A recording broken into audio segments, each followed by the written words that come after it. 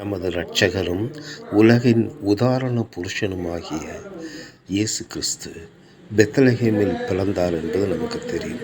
ஆனால் அவர் எகிப்துக்கு தப்பியோடியது ஏரோதுக்கு பயந்து என்று நினைக்க வேண்டாம். நமக்கு ஒரு எச்சரிக்கை கொடுக்கிறார், அவ்வளவுதான்.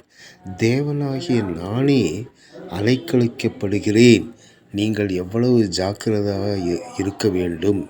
தேவகுமாரனாகிய என்னையே சிலுவையில் அறைந்து விட்டார்கள். ஆகவே நீங்கள் என்னைப் போல் எல்லா விதத்திலும் வாழுங்கள், ஜாக்கிரதையாக இருங்கள் என்று எச்சரிக்கிறார். இந்த உலகில் தீய ஜனங்கள் இருப்பார்கள். நீங்கள் வேலை செய்யும் இடத்தில் போட்டி பொறாமைகள் இருக்கும்.